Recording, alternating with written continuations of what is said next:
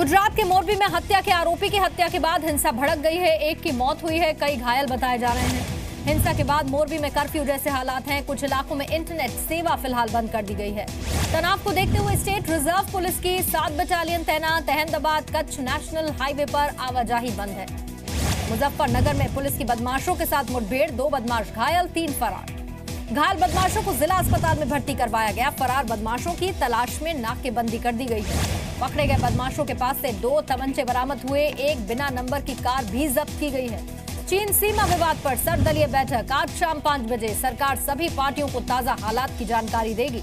कश्मीर में सक्रिय आतंकियों में से 50% से ज्यादा पाकिस्तानी हैं। गृह मंत्रालय के मुताबिक घाटी में 220 आतंकी सक्रिय हैं।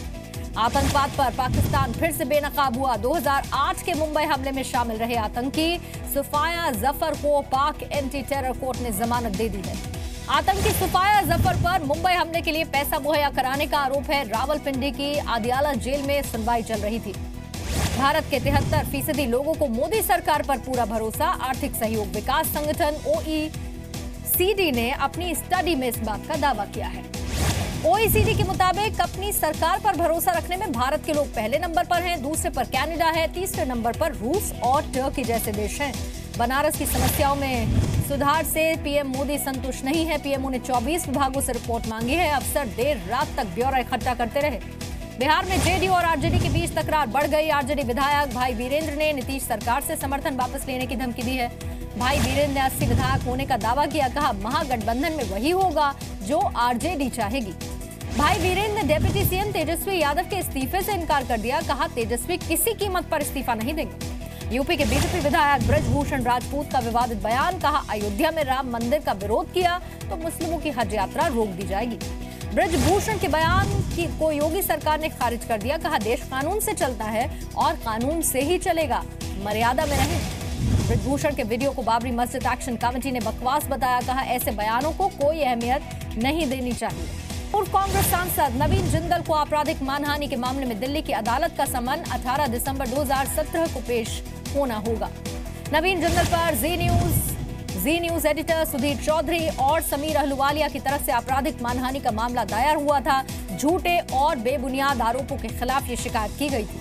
शुरुआती सुनवाई में कोर्ट ने शिकायत को नवीन जिंदल के खिलाफ आपराधिक मानहानि का ट्रायल चलाने लायक माना है। पटियाला हाउस कोर्ट में ट्रायल चलेगा। नवीन जिंदल के अलावा जेएसपीएल के अधिकारी रहे आनंद गोयल, विक्रांत गुजराल और रवि उप्पल भी बनाए गए आरोपी। सभी को 18 दिसंबर को पेश होने का आदेश। कोयला घोटाले में भी नवीन जिंदल को बड़ा झटका लगा है। अब निचली अदालत के फैसले को हाईकोर्ट में नहीं दे सकेंगे चुनौती, सीधे सुप्रीम कोर्ट ही जाना होगा।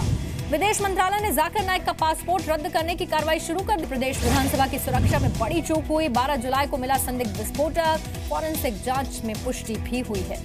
बीजेपी अध्यक्ष अमित शाह की आज से दिल्ली बीजेपी नेताओं के साथ बैठक है। एमसीडी के कामकाज की समीक्षा करेंगे अमित शाह। दिल्ली में यमुना नदी का जल स्तर बढ़ने की आशंका है। हरियाणा के हथिनीकुंड बैराज से 1,38,000 क्यूसेक पानी छोड़ा गया है।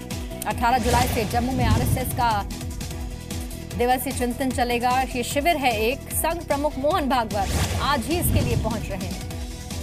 92 साल में पहली बार जम्मू कश्मीर में आरएसएस का चिंतन शिविर होगा। घाटी के हालात और संघ का विस्तार इसका अहम मुद्दा होगा।